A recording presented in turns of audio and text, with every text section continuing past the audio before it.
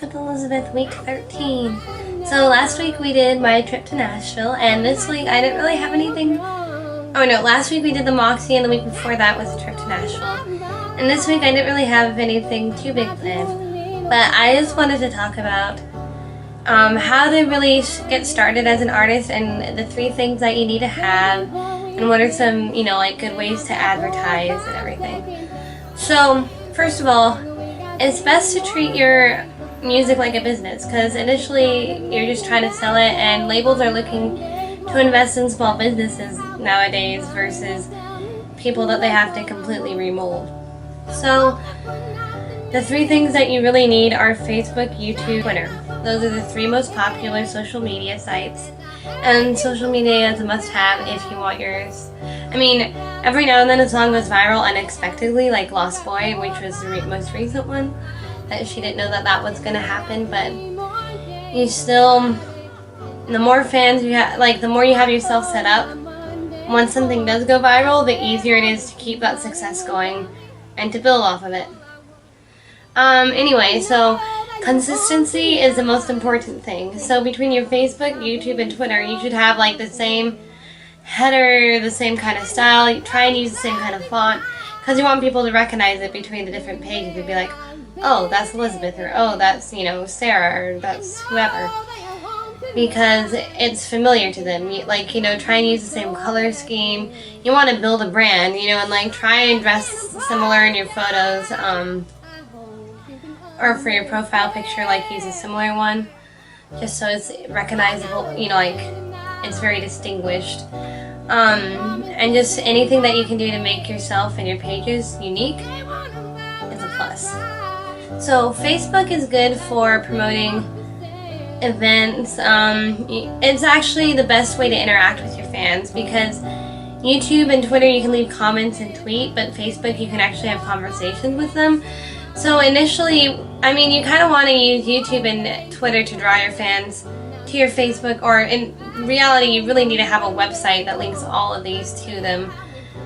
And that's where, and your website is where your fans can buy your music, buy your merchandise, buy any products you have to sell. And your website should have something to sell, because initially you're trying to make money with this, and that's what you want your fans. Your fans are going to your website to find out information and to find out where they can buy your music and your merchandise. So, and your Facebook, YouTube, and Twitter are tools to help promote, to lead your fans to your website. But anyway, Facebook is the best for starting conversations, and you can use Facebook ads to help promote and get more views. And you just have to, and you have to, when you post things, make it interesting. Don't just say, hey, at a concert, be like, hey, come grab a beer with me, hang out here, or this happened at this event. Don't just say you're here. Just say what's going on. Say something different, because that'll help it stay on the page longer and have more people see it, and more people are interested in seeing something unique that stands out, and not just something that's kind of dull. Pictures and images do best, and quotes do best on Facebook. And also, if you upload videos directly to Facebook versus sharing your YouTube link, it'll get way more views than if you share your YouTube link, because Facebook has its own ads, and they don't want to promote YouTube ads versus their ads. So if you upload the video directly to Facebook, they will share it, because then they can use their ads. And if you upload the video from YouTube, or share the YouTube link, they won't let as many people see it, because it's Google ads, not Facebook ads that it's promoting. For YouTube, it's obviously good for sharing videos. Now, as an artist and if you're a songwriter, you want to put your own songs up, but what people want to see are cover songs, because that's the songs they know. So to get people interested in hearing your original music, post cover songs. And you have to do it consistently enough, or else people start, I'm not doing it consistently enough as I should. I was doing it pretty consistently, but if you do it week after week after week, that's how people build up the views, that's how people build up the comments, that's how people build the fans and subscribers, by being consistent, so that they have something to look forward to every week. And if you can do it on the same day at the same time, that's even better, because then it's like a TV show that they tune into, and it can be like, oh, she's posting a cover Wednesday at 6 p.m. every day. I'm gonna go check it and see what she did. And in the cover, in the title, again, you don't necessarily, you want to put the song and the artist, but if you can come up with something creative that stands out, that's probably going to get more, people are going to look more toward that. And on your YouTube, you want to have good lighting, good quality, don't put something, do a YouTube cover like a live performance. You don't want to have as few mistakes as possible. You want to have the best sound, and the more professional looking it is, the more people will want to watch it. Also, if you customize a thumbnail cover, that's more attractive to viewers than if they just see the random clip of you sitting there singing awkwardly or whatever. That, will show up automatically. But if you customize a thumb cover for it, that will help. Also, if you, put the fancy titles in, you can edit all of that in YouTube. Or you can get, you can use Windows Movie Maker, or there's a couple different free movie editors, or some that you can buy for $30 that do all of that for you. And just as professional as you can get it, the more views you're going to have. It's just how it works. Now, Twitter is a good place for you to send YouTube videos to, because Twitter also runs through Google Ads, so they will let more people see it. Now, tagging stuff in YouTube. You want to tag the artist, you want to tag the song, you want to tag the year, anything that people might search for that song. You want to tag. You want to tag their name, your music, singer-songwriter, the genre. Trying to think of what else. You can even say best cover 2016. Even just anything that'll help what people might search for. Like, what would you search for if you're looking for different songs? So you want it to pop up. Now we go to Twitter. Twitter is good for just sending quick photos, quick snippets of videos, and just saying where you are and what you're doing. And it's also Twitter, if you can connect with fans, if you can get in conversations with other artists that are similar to you, you're going to get more fans, because they're going to see you and they're going to like the fact that you like the same artist that they do. So they're going to want to go there.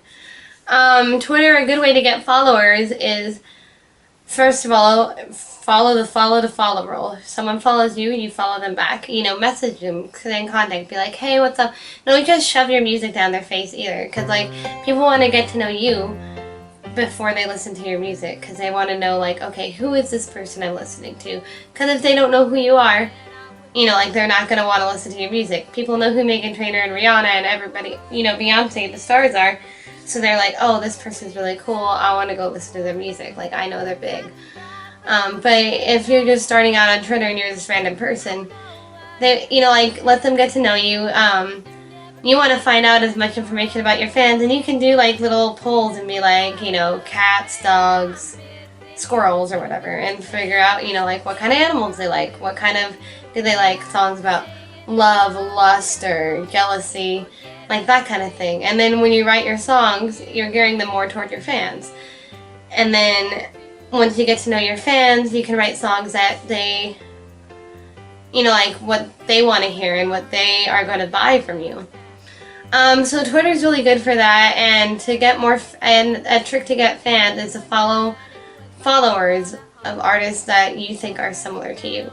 Because you don't want to necessarily just follow the artists or the other musicians, because they're trying to sell their music and they're not going to necessarily go to you. But if you follow their followers and you get their attention, they're the ones that are the fans, and that they're the ones that have the money and that are going to buy your music, and that are going to, and you can get them to, there's different kinds of fandom. There's the fans that like you but they don't really pay attention, and then there's the fans that come to your shows, they might buy a song or two, and then you have the super fans that are the ones that will draw pictures of you or cover your songs, they follow all of your social media. Those are the kind of fans that you really want, because each one of those fans is worth about $100.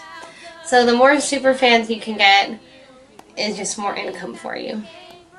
But again, it's all about consistency, and you need to treat your fans like your friends, because if your fans feel like they're a part of your life, they're going to stay connected to you more, and they're going to keep following you, and they're going to keep wanting more music. So those are just some things. Again, professionalism, think about photo shoots. You got to have a good bio. A biography should be short. Just get to the point. You don't have to add in all your accomplishments in the bio. You can put that on your website. The bio just needs to tell them like what kind of music they're gonna expect, a little bit about your background, and like what you're trying to do in the current time. It shouldn't have a whole ton of excess information. Think of it almost as a cover letter to a job interview, because your resume has all of your accomplishments and what you've done, but the cover letter, you're just trying to explain why you think the job would be a perfect fit for you. And here you're trying to explain to your fans why your music is a perfect fit for them. So you don't want to bore them with all the details of like, and you don't need to like be like, oh well, I did, don't try and oversell or anything. Just say who you are and why you want them to listen to you. But yeah, so Facebook, YouTube, Twitter are the 3 most important things. Coming up, you want to make sure your banners are all, you want to design them. You can get people to design them for you. You can go to canva.com is one. It's a good online free source to use. There's all kinds of things too that'll show you statistics. Like Facebook has statistics that'll show you the best time to post ads where most people are going to see them. Same with YouTube. A lot of times it's like, in the evenings, but sometimes, some days it's the morning. And it'll show you statistics specifically for your fans and not just everybody. So the more you pay attention to that and the more you look into it, the more chance you have of growing your business and becoming more successful. Because if you want to be a successful artist, if you want to have 500 fans, you need to meet 500 people. And that's what Rick Barker said to Taylor Swift, her former manager. And now Taylor Swift has world domination. Like, she goes out of her way to meet people and talk to people and find out what her fans want. And that's why she's so successful. But yeah, so it's just consistency, communication, and professionalism. Make sure everything pops. Be creative. And I know a lot of people don't want to put in the work to market it, and I don't even always have the time, but it's important.